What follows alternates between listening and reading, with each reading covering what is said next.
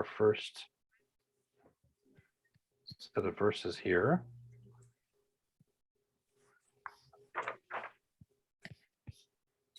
I can do it. All right, thanks, Jim. Then Jesus said to the disciples, there was a rich man who had a manager, and charges were brought to him that this man was squandering his property. So he summoned him and said to him, what is this that I hear about you? Give me an accounting of your management, because you cannot be my manager any longer. Then the manager said to himself, what will I do now? My master is taking the position away from me. I am not strong enough to dig, and I am ashamed to beg. I have decided what to do so that when I am dismissed as manager, people may welcome me into their homes. So summoning his master's debtors one by one, he asked the first, how much do you owe my master? He answered, 100 jugs of olive oil. He said to him, take your bill, sit down quickly, and make it 50. Then he asked another, and how much do you owe? He replied, 100 containers of wheat. He said to him, take your bill and make it 80. And his master commended the dishonest manager because he had acted shrewdly. For the children of this age are more shrewd in dealing with their own generation than are the children of light. And I tell you, make friends for yourselves by means of dishonest wealth, so that when it is gone, they may welcome you into the eternal homes. Okay. Did you want to pop on and just say hey? Okay. All right. I thought Jules might want to, but she's just out of the evening shower. So she said, she told me to say hello. She loves you guys and misses you. All right. Thank you. Thank you for that, Jim. So let me kind of frame where we are just to sort of remind us. This is session 17, is that right? So we have, after tonight, 3 more sessions. Remember, we will not be meeting next Monday night, Easter Monday, and then we will pick up and take it last week of April, and then I think it's 2 weeks into May, and that will complete 20. We have been moving through the biggest chunk of the Gospel of Luke, which is the travel narrative, which starts in chapter 9 and ends in chapter 19. And so we're getting close to the end. This is dense with teaching, and there's lots of themes. And I think I mentioned last couple of times that one of the big themes was the theme of discipleship. And so we've paused at a couple of different places where I'm kind of a major aspect of the way, at least at Luke, certainly the way that he tells the story prizes certain elements. So I think we spent some time talking about prayer. Tonight, in some ways, we're talking about divided loyalties to a certain extent, and making sure that you kind of know where those belong. The one thing I would say about chapter 16 that's kind of interesting, chapter 16 verses 1 through 31, is that this really, in terms of Luke, is the place where you get the most intense teachings on wealth and poverty in Luke's gospel. And that's important to note, in part because Luke mentions the poor more than any other gospel. So this was clearly important to Luke in terms of, and he thought that this aspect of the teachings and ministry of Jesus was very important to make sure that it was preserved. One of the things that I find this, and I'll talk about this in a bit, this particular passage, that scene has been vexing, I suppose we could say, for the church. So 16, 1 through 9, and one way that comes out is the way that we talk about or describe the character that's involved here. And I'm going to kind of make a bit of a case for thinking about this figure a little bit differently, but I'm going to offer you sort of a range of possible interpretations that have been put forward, and you can kind of figure out which one you think seems to be the closest. As I mentioned here, the tradition is oftentimes described this figure as the dishonest manager. And there's some justification for that, obviously, in the way that it's translated. But I do want to make clear that the Greek here is best translated or rendered as a manager of injustice. And that raises some interesting questions. Is he a manager of his own injustice, or is he the manager of the injustice of his master? Is sort of the way that some of the interpretation has kind of cashed out, we might say. As I've already kind of mentioned, there's significant disagreement over how to interpret the passage, and I'll give you what I think are sort of the three broad approaches. And I would argue that I think of the three, there's a couple of them that I certainly would kind of lean more towards, but as I mentioned, you have to make up your own mind, I think. The last thing to note is that this passage offers a nice contrast to a different passage. Did we do the passage on the rich fool? I feel like we did. This is the guy who builds the barns. Yeah, okay. We talked about it at some point. Yeah, so I can sometimes I can't remember exactly which who I taught what with and when and where, because I've been living with these texts so much. But if you remember, the rich fool is this figure who builds more barns, right? He has an overflowing crop that comes in, and rather than sharing it, which would be sort of the unspoken option, he builds more barns. And so this is I don't know if it's a contrast or a compliment. That'll kind of depend, I suppose, on how you interpret this text. I'm going to make an argument that I think moves towards this being something more of a contrast, in part because this figure is clearly commended, right? So as we've already heard in the passage, the figure winds up being commended. All right, so I'll kind of move us through, and then as it kind of comes up, I'll kind of give to you the different interpretive options. So then Jesus, and this I think is important, he's talking to the disciples, right? So keeping in mind, who is he talking to? That's always an important thing. So he said to his disciples, there was a rich man who had a manager, and charges were brought to him that this man was squandering his property. So he summoned him and said to him, what is this that I hear about you? Give me an accounting of your management, because you cannot be my manager any longer. Now, the first thing to note here that I think is important for interpreting what's going on is that the text doesn't tell us exactly what it means that the manager is, how is it described here? I guess it just says he's squandering his property. And so as I mentioned here, the text really doesn't tell us anything more than that this guy isn't turning a profit. And I think that's an important thing, because typically we think about the dishonest manager, our mind might go to like, well, he's embezzling funds, he's stealing from him, etc. But that's not actually what the text itself says. And it could be just that the history of the way that we've talked about this passage is kind of pushing in on us in ways that may not be as useful. Now, in regard to that, a couple of the commentators that I utilize have noted that some of the grammar here and the language, the particular words that are used regarding particularly the rich man and the relationship between a rich man and a manager, that this sounds an awful lot like arrangements during this time in the ancient world, which speak of the rich man being something like an absentee landowner. So, and this was a very significant problem. This is a problem going back into the history of Israel. We hear the prophets railing against people who, quote unquote, link field to field and house to house, right? So they have more than they could ever possibly need. So you mentioned that person before, Linda, of having 5-6 houses. And maybe that doesn't directly affect someone, but in this case, something like that might affect people.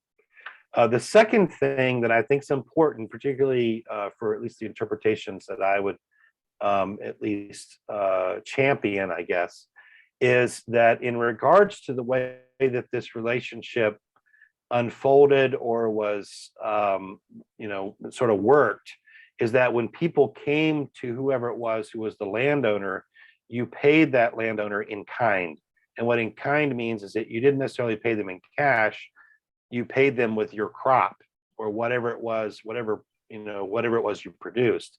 And so we actually see something like that, right? Someone owes the manager a certain amount of flour or wheat or a certain amount of oil, et cetera, right? That sounds like, in other words, people who owe someone what they're basically their rent. Within that kind of arrangement, the way that a manager was paid, which is actually a lot like tax collectors, is that they would get a portion of whatever payment was made on the rent. And so, in other words, the manager could be dishonest in the sense that he's inflating the prices for rent that people were having to pay because he gets the extra. That could be a place where then that would be something similar to sort of the more traditional kind of role. So those are just kind of options in the background to keep in mind, or components, little detail things that I think are significant. Then we get sort of an initial internal reflection from this manager. He says, then the manager said to himself, what will I do now that my master is taking the position away from me? I'm not strong enough to dig, and I'm ashamed to beg. I have decided what to do so that when I am dismissed as manager, people may welcome me into their homes. So basically, the manager makes a quick decision before the word about his dismissal gets out to other people. And we don't yet know necessarily what that's going to be, but we do have a sense of the motivation, right? The motivation is for him to secure himself a future. And so I think that's an important component. And that's at least seems to be the way that Jesus kind of configures the story, that this person thought about what their future would look like, et cetera. All right, then turning us into what the figure actually does, what this manager actually does, that is contained in verses 5-7.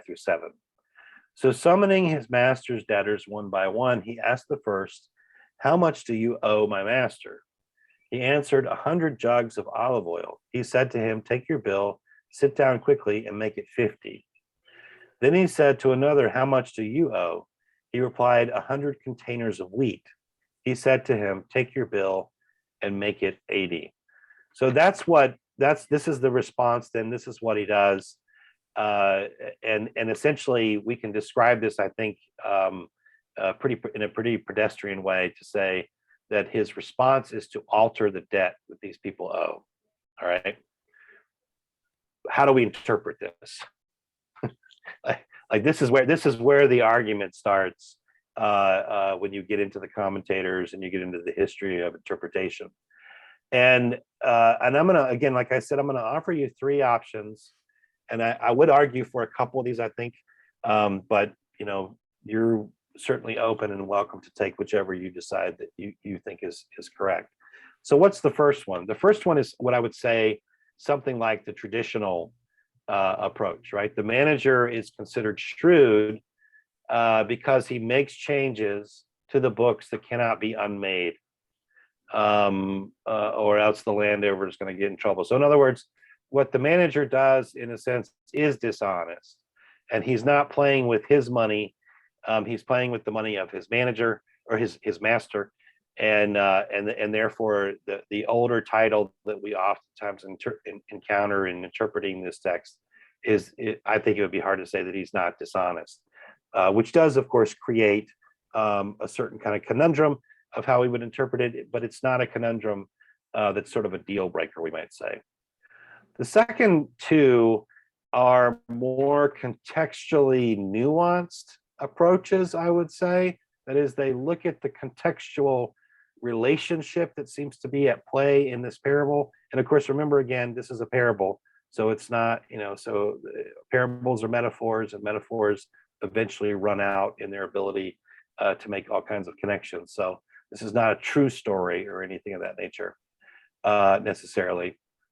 So the second option that's been put forward is that what's happening here is that the manager is bringing he's adjusting the rent according to law, according to the Torah.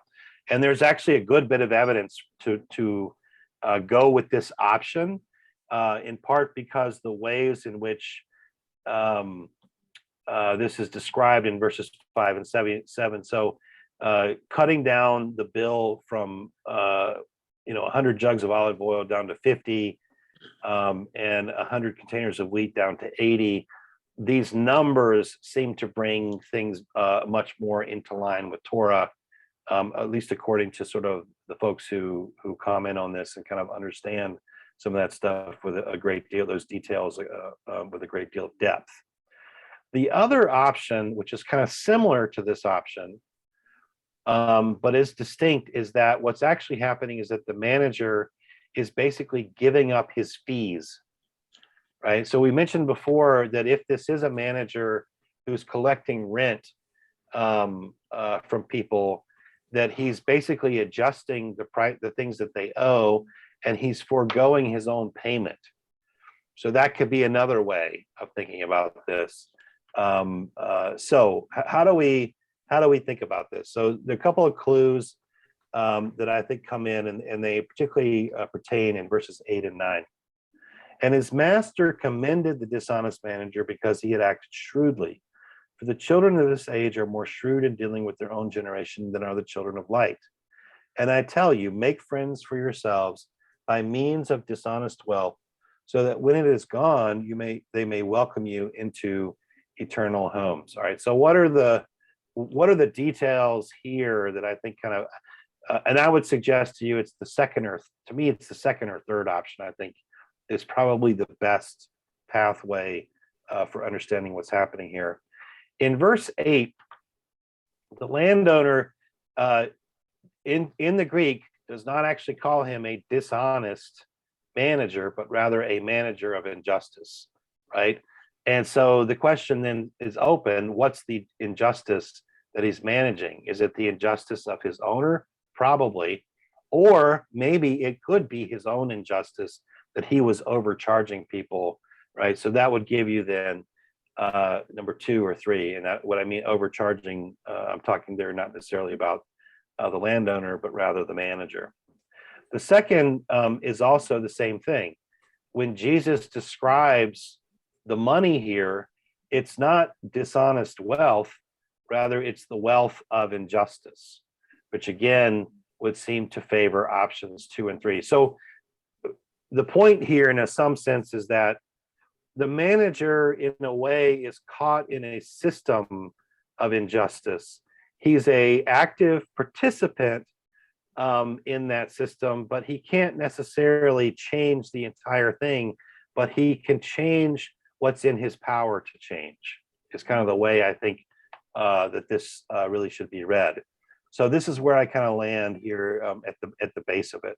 So either way, the point seems to resolve itself in verse 9, which comes forward, I think, in a pretty straightforward way, and that is that wealth should be used not for injustice, but rather for justice, right? So in this form, it would have been the overcharging, it would have been putting people out, and so rather than creating that situation of overcharging, he is utilizing this unjust wealth to create friendship and community. One way then that I kind of thought about how best to sort of explain this is that in some sense, all of our wealth is tainted. All the monies that we earn are tainted by systems of injustice that we can't necessarily touch, some of which I think we probably aren't even aware of, frankly. But the advice here is not, because of that injustice, to simply withdraw from the situation, right? Or withdraw from the world, in other words, but rather to use what we have control over to do good, right? So you're caught in a system that's problematic, a system, in other words, that deforms, that harms, etc. And you can't necessarily extract yourself from that system unless you plan to go live in a cave. So what do? Well, what you do is you do the best you can. You make the most good that you can. That's kind of the idea. And I would argue that the verses that are going to come after this, I think really reinforce that this is the reading that's at stake here.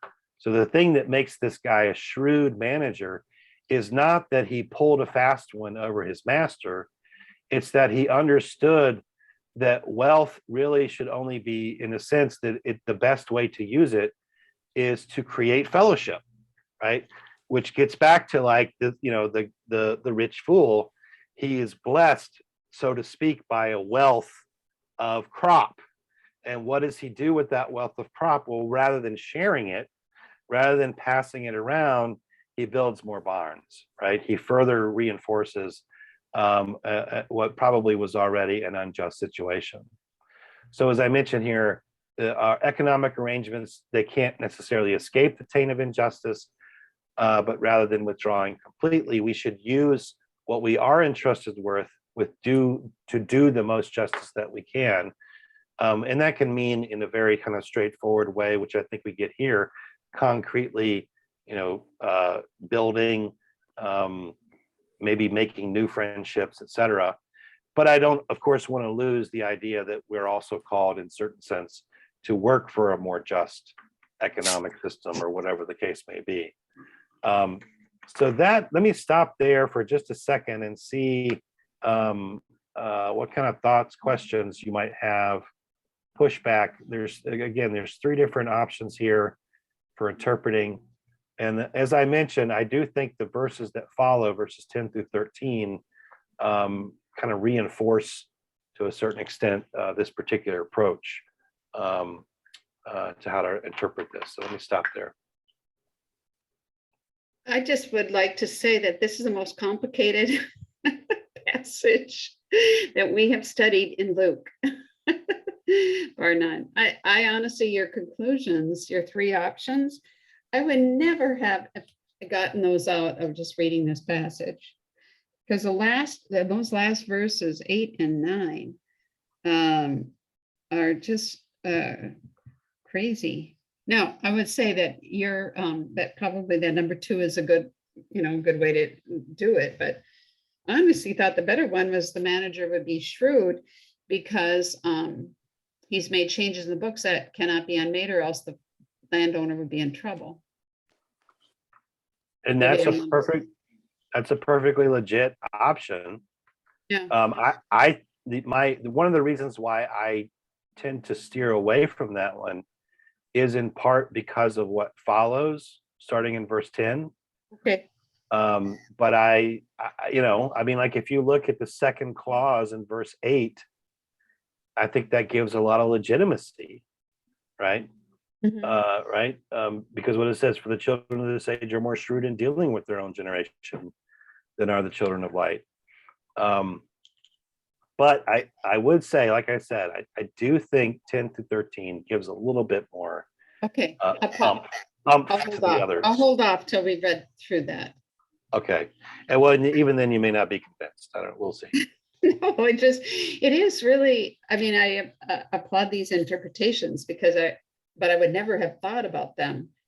It just was a bit, when you read it at the surface without knowing what's in the Torah, or, it's just like, you questionable. You just wonder what in the world here is going on, especially when they say that make friends for yourselves by means of dishonest wealth.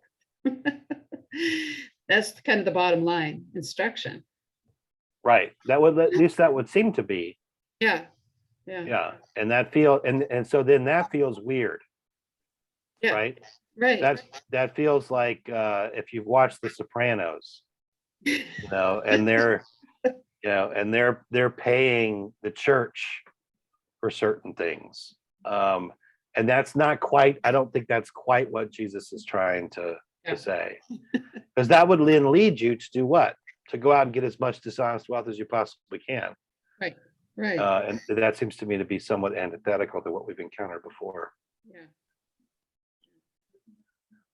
I think the implication is not so much that specifically that you get the wealth by unjust means. I think the implication there is that wealth is by its nature, or more specifically mammon by its nature, is unjust.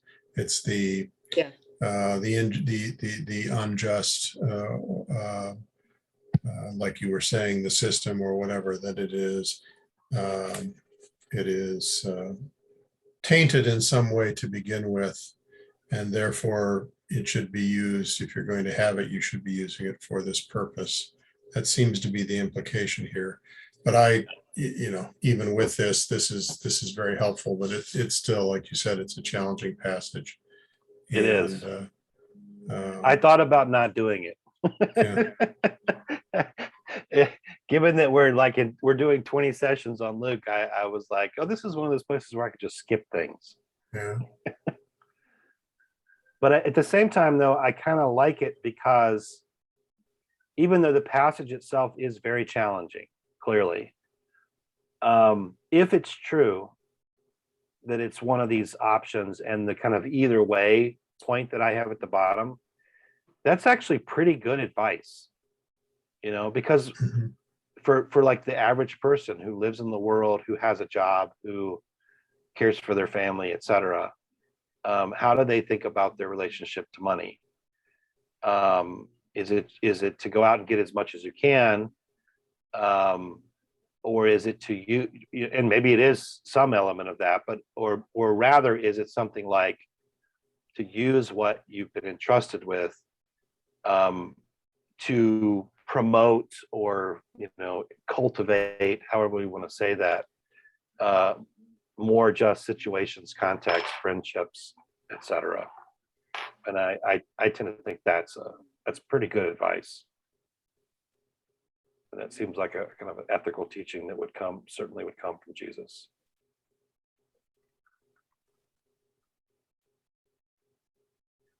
Well, I'm seeing it too as like also showing mercy with money, forgiving debts, not being so tied in with your money and what you have that you can't forgive debt and care.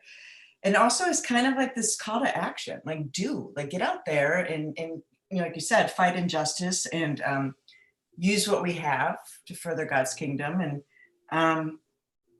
this was really interesting. I can see why you'd want to skip it, but I'm glad you didn't, because it's something I would kind of read through quickly, and go, I don't really know, Yeah, you don't know what to do with it if you just read the Yeah. surface of it. Absolutely, that's right. Well, and I think the the forgiveness of the forgiving of debts, which we have encountered a couple of times, it is clearly at play, obviously here.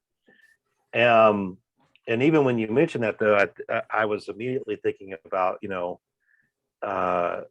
the fact that forgiveness means release, and that the word that's typically used in most of the New Testament is this word aphiemi, which actually comes out of the economic realm. It's primarily used in reference to economic things, or you're releasing. So you're either releasing debts or you're releasing slaves, etc. And Luke plays with that in his teaching, and we talked a little bit about this in his teaching around the Lord's Prayer. He uses terms that kind of bring us both into forgiveness of sins and forgiveness of debts, and I think that does kind of interestingly correspond with this or connect to this.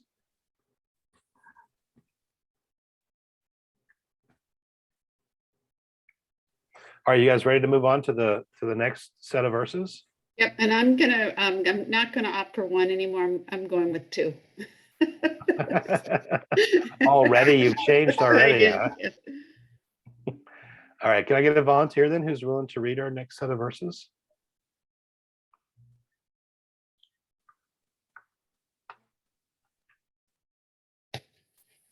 I'll do it. Whoever is faithful in a very little is faithful also in much. And whoever is dishonest in a very little is dishonest also in much. If then you have not been faithful with the dishonest wealth, who will entrust to you the true riches? And if you have not been faithful with what belongs to another, who will give you what is your own? No slave can serve two masters, for a slave will either hate the one and love the other, or be devoted to the one and despise the other. You cannot serve God and wealth. All right. So this is where, of course, our opening question came from. This is a particular version of that. You cannot serve two masters. And I think actually that phrasing shows up in Matthew specifically in sort of the parallel passage to this. Okay, so verses 10 through 12. Let me kind of read this. Whoever is faithful in very little is faithful also in much. And whoever is dishonest in a very little is dishonest also in much. If then you have not been faithful with the dishonest wealth, which would then be the very little, who will trust to you the true riches, which of course would be the very much. And if you've not been faithful with what belongs to another, who will give you what is your own? So my kind of interpretive predilection then again is towards options 2 and 3 from the other passage. And in my mind, this further solidifies it's one or the other of those, it seems like, because here is an individual who has been entrusted, but it's entrusted with a small thing, is kind of the way that Jesus is talking about.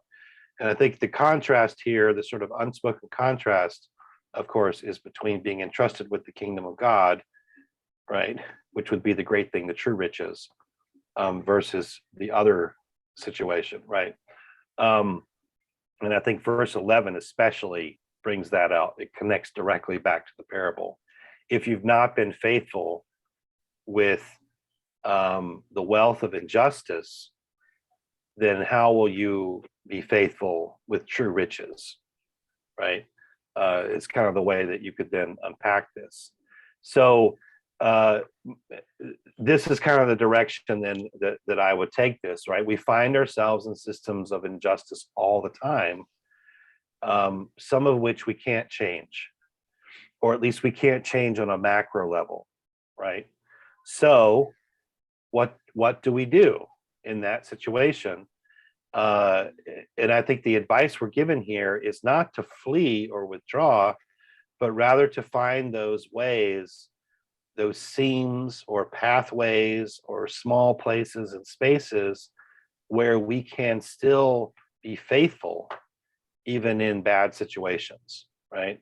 So as I say here, in those situations, we can still be faithful if we use what is at our disposal for justice. And again, I'm using the phrase here, justice, not necessarily in the Aristotelian sense of like to each what each deserves, but rather in a more sort of biblical sense that justice is a way of talking about God's desire that all people have access to a flourishing life, right? So situations of injustice are basically situations where people are barred from that. And you can see, of course, how an overaccumulation of wealth at the cost of others would be a situation of injustice, right? Because others don't necessarily, and particularly in those days, others would not have access to what they would need, not just to live, but to live a flourishing life. So we can still be faithful, even if, in a sense, it's still just a small thing. And that's kind of the way, Jesus is sort of configuring this in a sense that this is a small thing. But even in small things, one can be faithful. One can find ways to be faithful. One can find ways to be shrewd, we might say. Then we get verse 13, right? No slave can serve two masters, for a slave will either hate the one and love the other, or be devoted to the one, despise the other. Cannot serve God and wealth. Now, I would suggest to you that this is like the essence of the teaching of chapter 16, right? You're going to find yourself in contexts of injustice. You're going to find yourself in situations where you can't change, right, that situation. But the way that you navigate that is you keep your North Star, that the point is not to increase wealth, it's rather to be loyal to God, right? I mean, that's kind of the way that this is sort of being played out. So if we interpreted this, you could interpret it in a certain kind of way where it sounds like, oh, and in situations of injustice, we could be, that's just the way it is. And I've heard this before: make as much money as you can, so you can kind of give it away, which I suppose on the face of it is okay. But you could get distracted if that really is, and you could think that it really what this is all about is making as much money as you possibly can. Well, that's going to actually lead you astray. And so the idea here is the way that you would navigate a situation, the way that you would find your way through a context that you can't really change, is to keep sort of your loyalties straight. Is kind of what I would say. So our loyalties can't be divided, and our commitment, therefore, needs to be to the God of justice. And again, justice here meaning that others should have access to what makes life flourish. Here then becomes, I would suggest here then is the contrast with the fool that we heard about back in chapter 12, right? There, the farmer allows his wealth only to serve himself and presumably his family. Here, wealth is used to serve others. Now, obviously, the shrewd manager is also serving himself by serving others, but Jesus commends this, right? So self-interest can be a part of the process, I suppose we could say, whether it needs to be the essence of it. I've had several arguments with like former colleagues and friends, I suppose, from Bethel who were committed in their approach. I would say they're committed capitalists, I guess, and they would argue that everything has to be done out of self-interest. And I would say, I don't know about that, but maybe that's true or not. In this case, you have a mixture where interests are mixed. There's clearly some self-interest, and then there's clearly interest in the lives and well-being of others. All right, let me stop there and see if there are comments, questions, thoughts about this passage. Does it further convince you, or does it make it further confusing? And to me, it clarifies, helps to clarify the previous passage. He should have started with this point and then got into. But what's the fun in that? Yeah, what's the fun in that, right?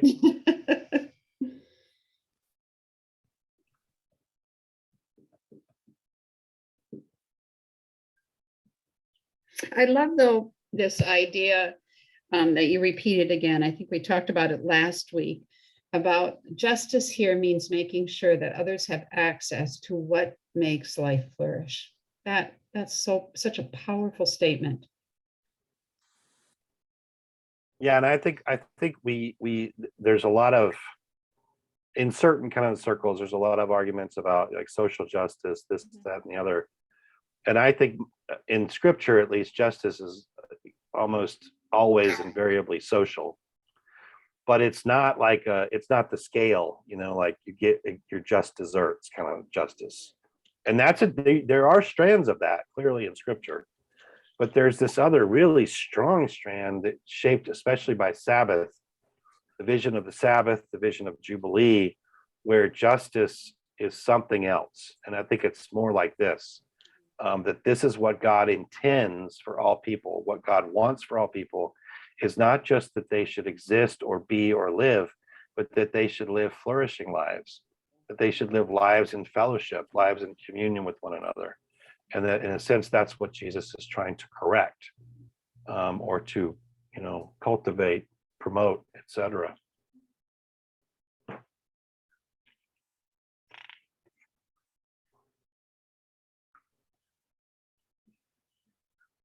Okay, let me see here. All right, so we skip over, and I did this partly for just time, because I'm trying to get us up, because we're only going to have 3 sessions left, and we really still haven't even entered into Jerusalem yet. So I want to get us as close as possible today if I can. So we skip over a couple more scenes where Jesus is talking about and talking to the Pharisees and talking to the people. And I think the passage that I most regret not being able to spend some time with is the passage about Lazarus and the rich fool or the rich man, which is sort of this, which is this parable that ends the whole chapter and is quite an indictment of wealth and its ability to distract from what really does matter in life. So I do recommend that you check that out. I bring us then to the beginning of chapter 17. And I think this is such an interesting passage for disciples in particular, and certainly those who have any kind of leadership role in the church. So if I could get a volunteer who's willing to read our passage, that would be great.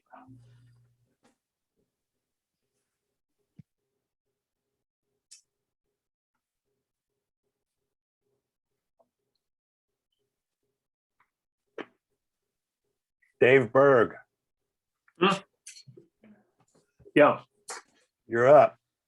Okay. For what, 17, 1 through 10? Yes, please.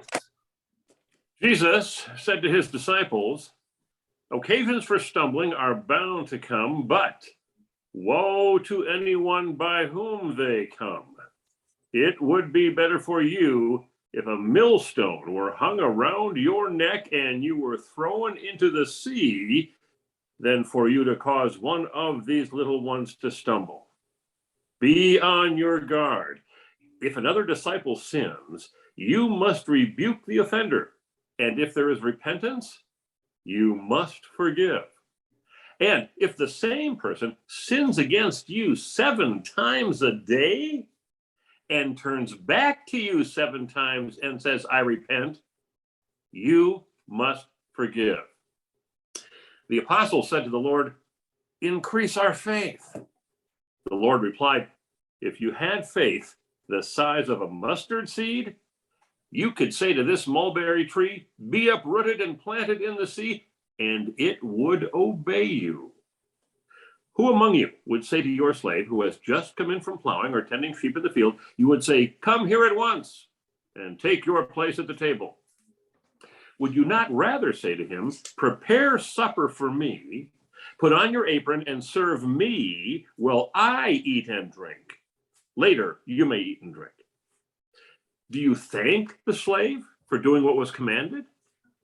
So you also, when you have done all that you were ordered to do, say, we are worthless slaves. We have done what we ought to have done. Yes, we have done only what we ought to have done. That's right. All right. Thanks, Dave. That was great. So I felt like chapter 17 is really an interesting chapter.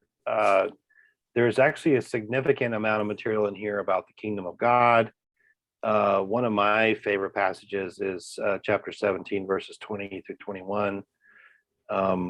And I'm gonna be publishing a book next year that was sort of the generative text for that book is that are those verses. But unfortunately, we're not going to do that. But I am trying to say, check out chapter 17 because we're only going to do these verses. I felt like we should pause with these because clearly Jesus is speaking to his disciples. And I think that verses 5 and 6 have had such an interesting history of interpretation, right? And there's different versions of this.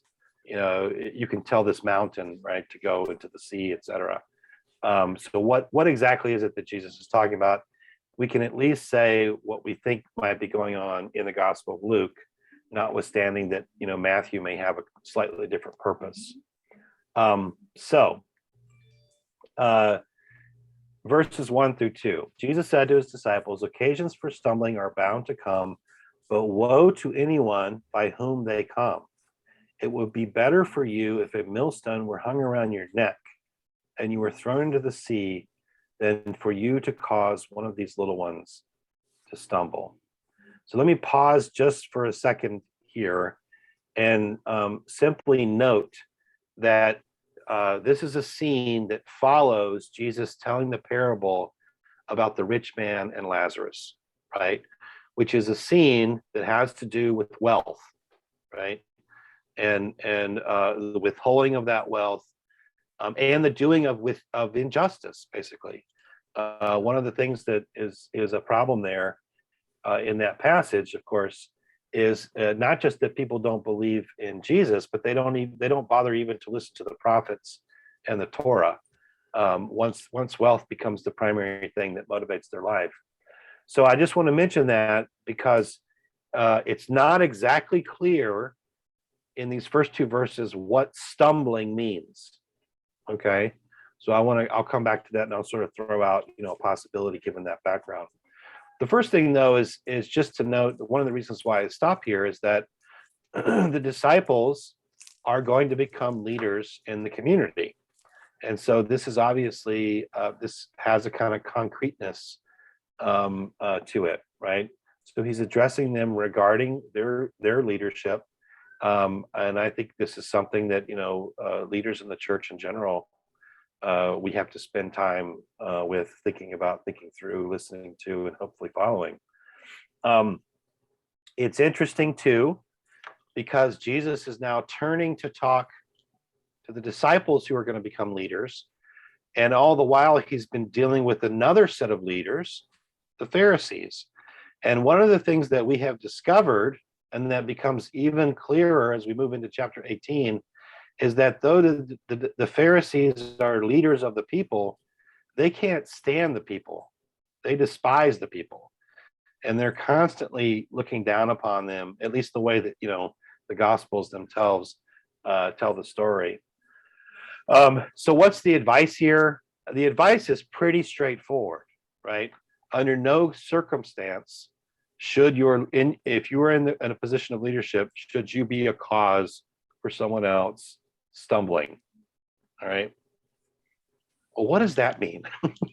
It's not clear. And so here's what I kind of throw out for you to think about. Presumably, given what we've just heard in chapter 16, maybe this refers to keeping others from living generously.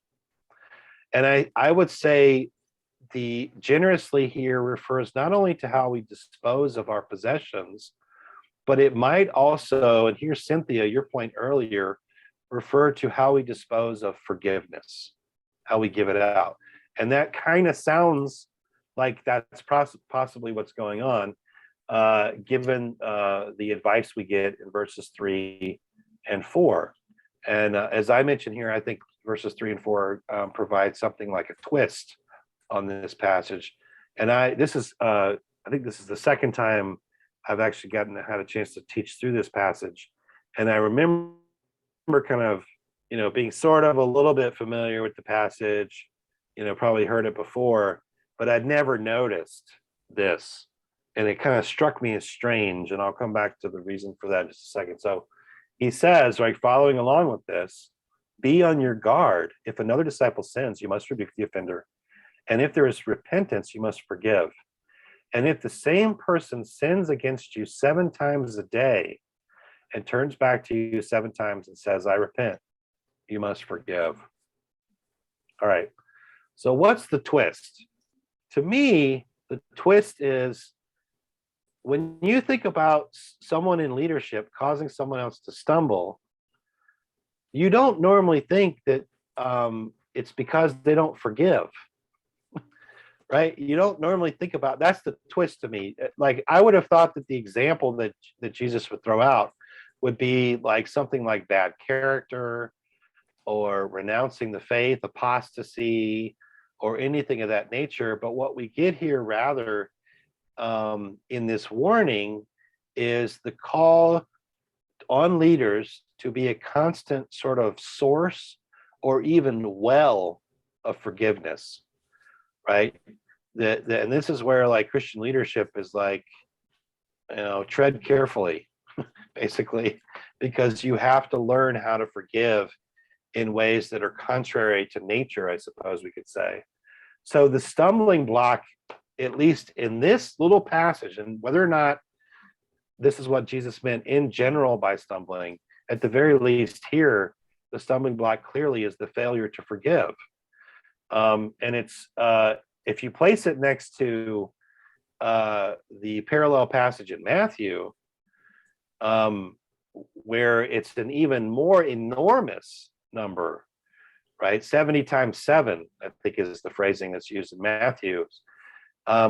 What you find is that the work of forgiveness is unending and daily. It's a constant calling, and that in a sense, this would be, I suppose, what we could say indirectly, directly, that this has to be part of the character of someone who comes into leadership, or at least something that they're trying to grow into. Learning how to forgive, learning how to release.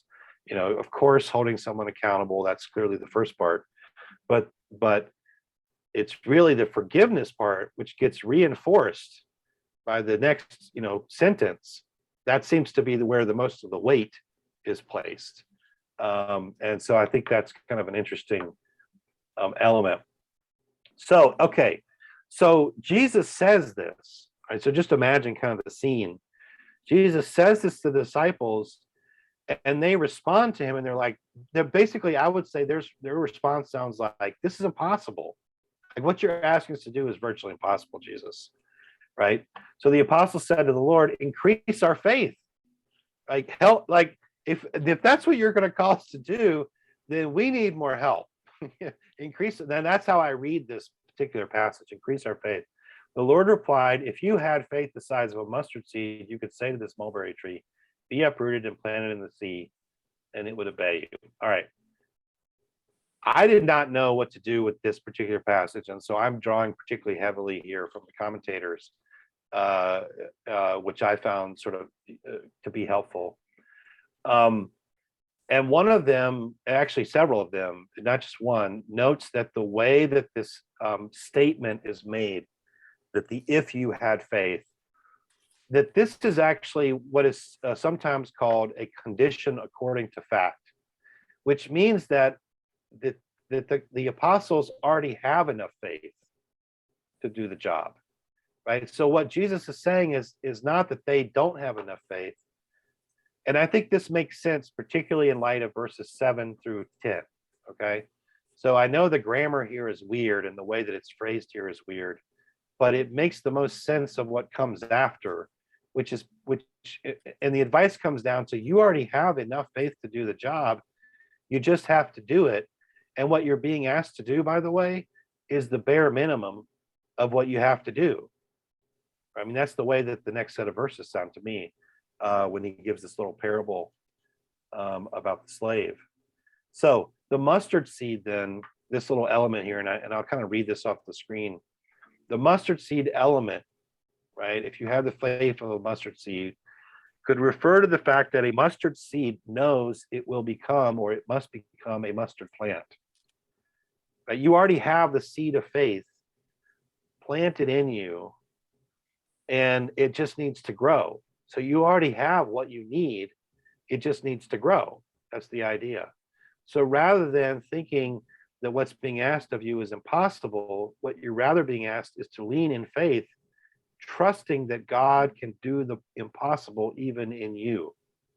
That's what you're being asked to believe. That's what you're being asked to. So you don't need to have your faith increased. You just need to allow your faith to grow, right? I mean, that's kind of the sort of the way that I would kind of pitch this, I suppose.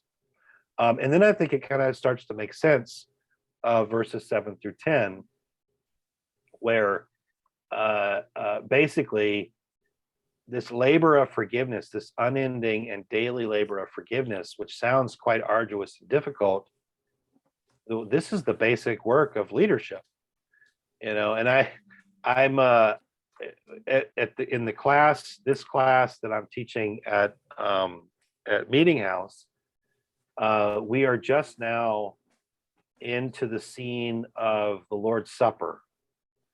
And in Luke, Luke talks about a dispute breaks out among the disciples, which of them is the greatest, right, at the table.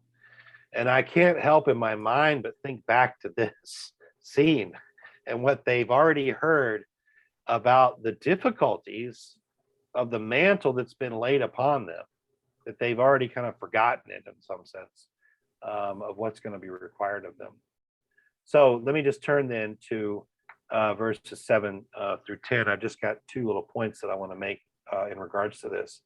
Who among you would say to your slave who has just come in from plowing or tending sheep in the field, come here at once and take your place at the table? Would you not rather say to him, prepare supper for me, put on your apron, and serve me while I eat and drink, and later you may eat and drink? Do you thank the slave for doing what was commanded? So you also, when you have done all that you were ordered to do, i.e., become a fountain of forgiveness, will say, we are worthless slaves. We have done only what we ought to have done.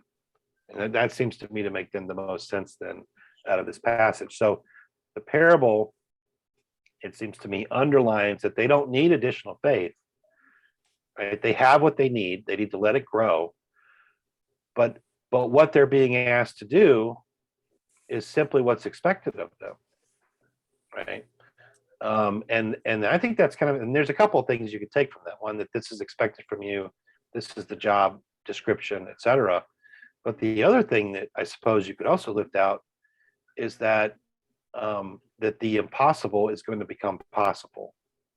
This is going to become an impossible possibility by God's grace, which is a phrase I really love to use, the impossible possibility.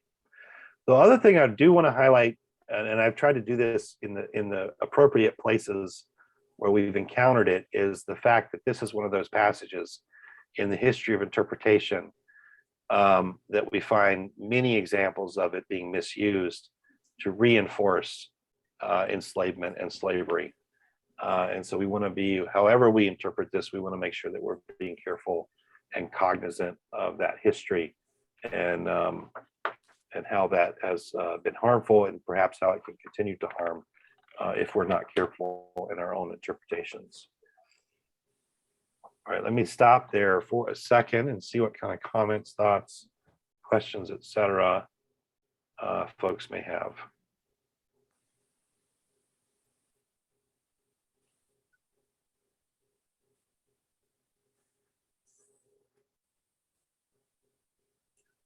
His tone here is unusual if he's speaking primarily to the disciples and not to a larger crowd, and certainly not to Pharisees, because the tone is the kind of tone he would use with the Pharisees or with the larger crowd.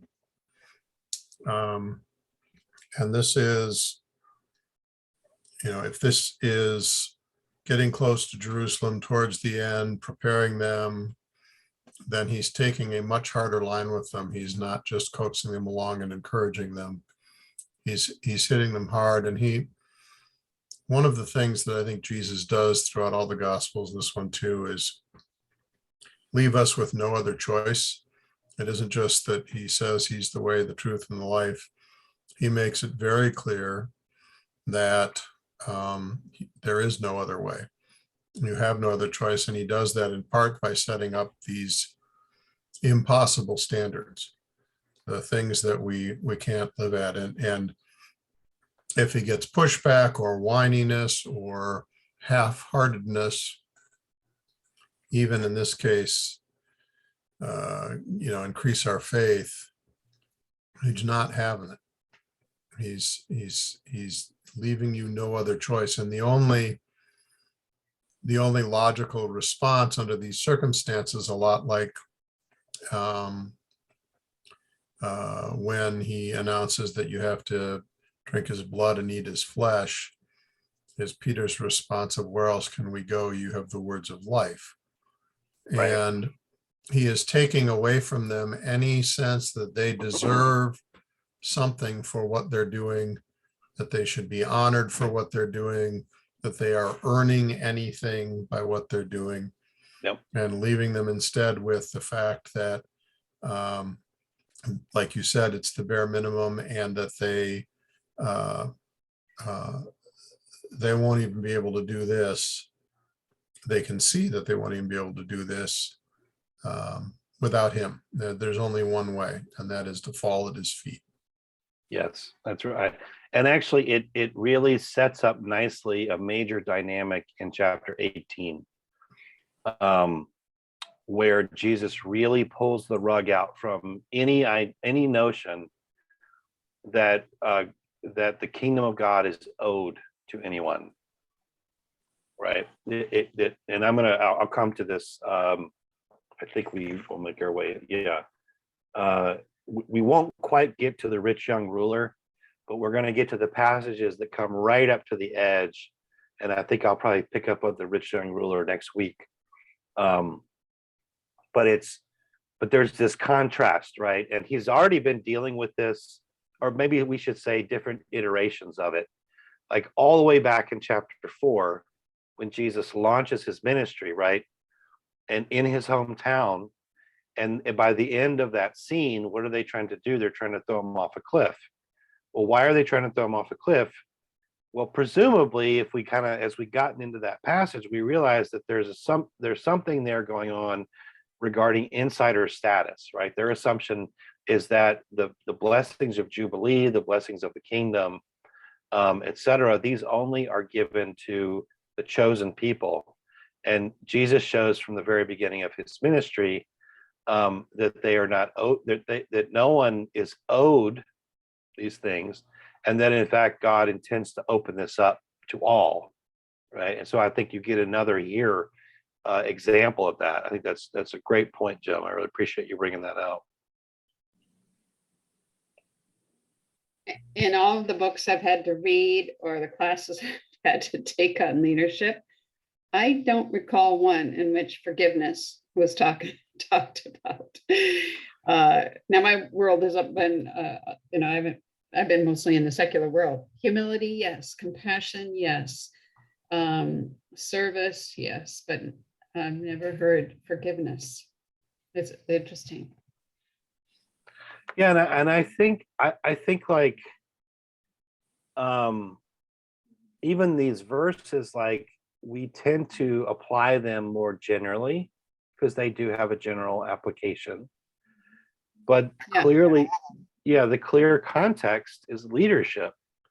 And I thought it was striking when I read it. And I think one of the reasons was when I was working on this, I was listening to that podcast about the rise and fall of Mars Hill, which talks about, that kind of evangelical megachurch and a lot of the problems that happen in the leadership there. And usually, oftentimes when we think about the quote unquote failures of leadership, lack of forgiveness is typically not one of the things that we bring up, but that's the example that Jesus brings forward. And I think that's pretty powerful to sit with as we think about the way that he envisioned what is this new community going to look like, and how is it going to be different from other ways of being community. All right, let me get us in then to these last verses here. Turn off my little clicker here. Can I get a volunteer who was willing to read this passage? I can read it. All right, thank you. He also told this parable to some who trusted in themselves that they were righteous and regarded others with contempt.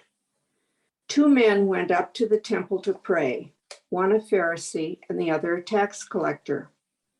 The Pharisee, standing by himself, was praying thus: God, I thank you that I'm not like other people, thieves, rogues, adulterers, or even like this tax collector. I fast twice a week. I give 1/10 of all my income. But the tax collector, standing far off, would not even look up to heaven, but was beating his breast and saying, God, be merciful to me, a sinner. I tell you, this man went down to his home justified rather than the other. For all who exalt themselves will be humbled, but all who humble themselves will be exalted. Okay, so you start to see like that, those themes in a sense that we were just mentioning, and that have some resonance back in 17. Now we've skipped over, it was exclusively for one of time, another great little parable that Jesus tells about the woman and the unjust judge, which is such a kind of interesting parable in the collection. And I think it'd be fair to say that that parable and this parable go together. So it will be worth your time. And I'm going to make a couple comments about that in just a second. The contrast here is pretty, I think, pretty straightforward to a certain extent in terms of the point that Jesus seems to be wanting to make. But I wanted to include this in part because, again, like I said, it sort of brings us right up to the edge of the rich young ruler that we encounter. So this parable then shares elements with the preceding parable, which you're going to find in chapter 18, verses 1 through 8, I believe. Maybe it even goes back into 17. I can't remember. And what you see are the linking together of prayer, justice, and a contrast between different postures. Now, prayer, justice, and different postures is really explicit in the widow and the unjust judge. Here, it's a little bit more muted. Prayer is obviously not muted, and the contrast is obviously not muted. But justice here is talking about being justified, right? Where we can't encounter that language. That's what I mean, that these things do show up in different kind of ways, but clearly justice in this passage has a slightly different valence or meaning. So what do we get here? Like the former passage, we had a contrast, the one that we're not going to be able to deal with tonight, between a widow and an unjust judge. Here we have a contrast between a Pharisee and a tax collector, right? If we think about these in kind of writ large, the Gospels themselves, and I'm not talking about other data that we can bring in necessarily. So far, the Pharisees are the religious elite, the people who are devoted to Torah, study Torah constantly, are leaders and are respected, right? So they are the respectable religious folk. They are the pious folk. A tax collector is reviled by people. If just to become a tax collector in some ways requires you to betray your people, and probably also requires you, and I think it'd be fair to say, not just probably, it requires you to be involved in one form or another of dishonesty. And you can kind of, there's sort of a list that we could talk about of gradations of that. So this is a pretty strong contrast between someone who should be justified and pious and someone who shouldn't, right? That's kind of the image here. So what happens? The picture that we have is, again, the insider. This is the insider outsider. The insider, the Pharisee, who keeps the law, engages in prayer, et cetera, et cetera. His righteousness or his piety has become something of a trap of self-assurance. And this is what Jesus is pushing back on in these particular passages. It's almost like the Pharisee doesn't need God. I wouldn't say that's necessarily the case, but at least the way that the story sort of is posed, you could come away with that. The tax collector, on the other hand, right? He knows he's not righteous. Right? There's no point in pretending. Everybody else knows he's not righteous. So, but he still engages in prayer. And in that prayer, he is one who is truly honest, right? He is truly honest about what his need is and what his only hope is, which is God's mercy, right? He throws himself at the feet of God, in a sense. And so I just think that this is such a profound little parable. And both of these parables, in some ways, have a comment to make about the work of prayer, which we've already heard about earlier. In both, the work of prayer is central, and I think it'd be fair to say that since these are being told either in the hearing of or in the vicinity of the disciples, that there's a certain sense in which prayer and discipleship are being commented on. Right, crying out day and night. That's the way that the woman is described, asking for justice, right? That this would be a mark of discipleship. But that such crying out should not be a mark of self-righteousness or self-assertion, right? It really needs to be a crying out for others, in a sense. And we already have encountered that again in other passages. I think it was back in Luke 11, where we were talking a little bit about Luke's version of the Lord's Prayer and the parable of the neighbor who needs bread afterwards, right? So you can kind of hear echoes of that. In the case of the two parables, they resolve in the direction of justice, right? The woman receives justice from the judge, and the tax collector is described as being justified. So what do we take away from this? That prayer itself should be understood as a longing for God to transform not only our immediate circumstances or to meet our immediate needs, but rather to make a better world, right? I mean, in both cases, particularly in the widow's case, I think it would be fair to say the transformation, because to cry out for this widow to cry out for justice, she's crying out not just for herself, presumably, but probably also for a better context or situation.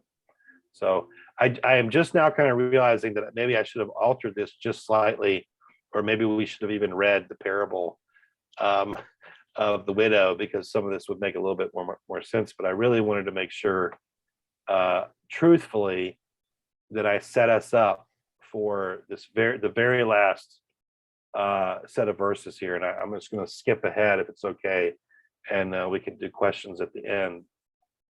So this scene, these two parables, which feature justice, which feature people crying out, asking for it, but also feature sort of righteousness, people who are self-righteous, particularly in the case of the Pharisee, is then followed by this really beautiful scene.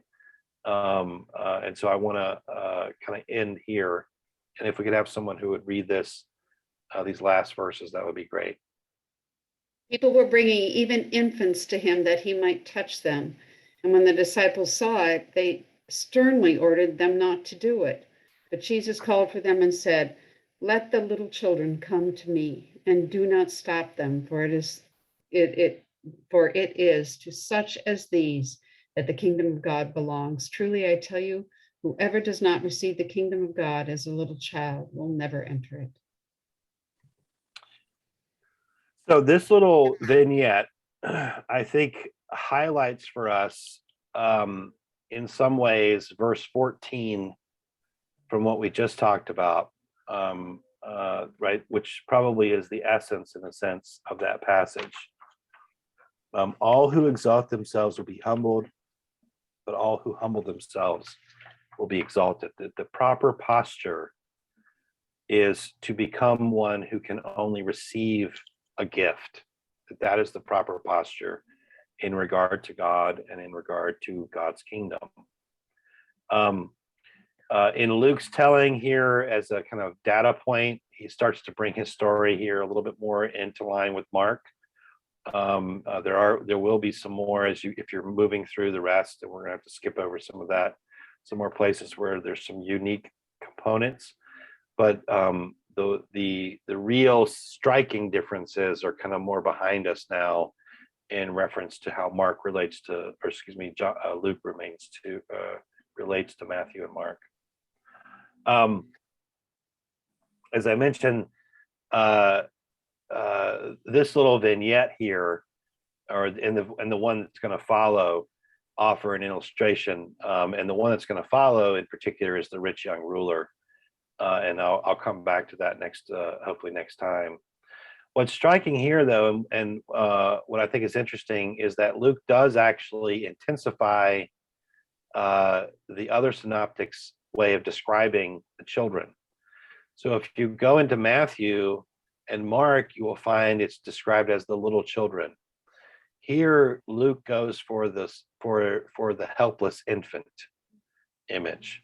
It's not just that you become a little child, and just remember, in the ancient world, a little child has no claim, has no sort of rights as a citizen, etc. And we have some elements of that, though I think we have, maybe things don't work quite as well, as smoothly in terms of making connections to those days to here.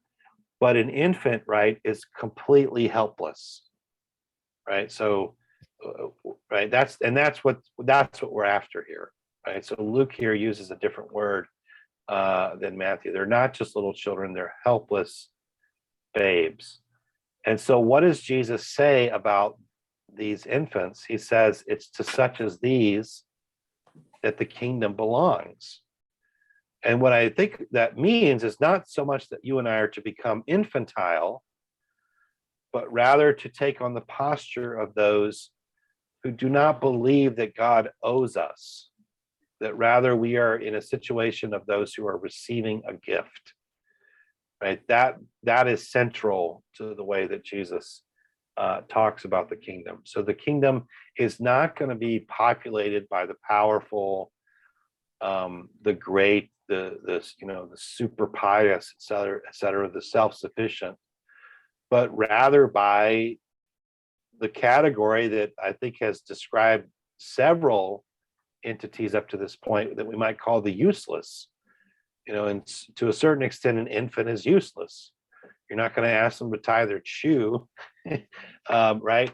Well, who else were the useless earlier? And that's why it's in scare quotes.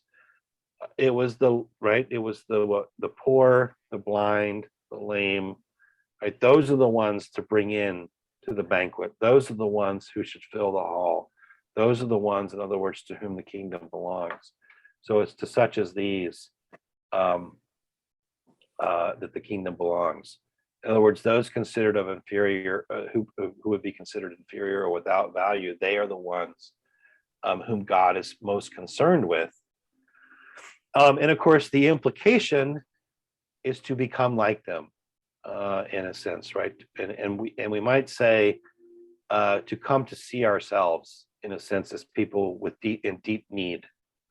I think that would be probably the best way to describe that: to receive the kingdom as a little child, right? No claim on it, can receive it only as a gift,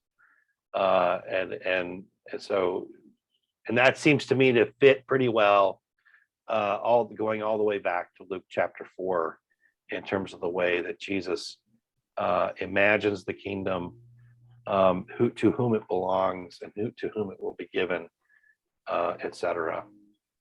And fits pretty well with the sort of insiders versus outsiders dynamic that we've seen throughout this gospel.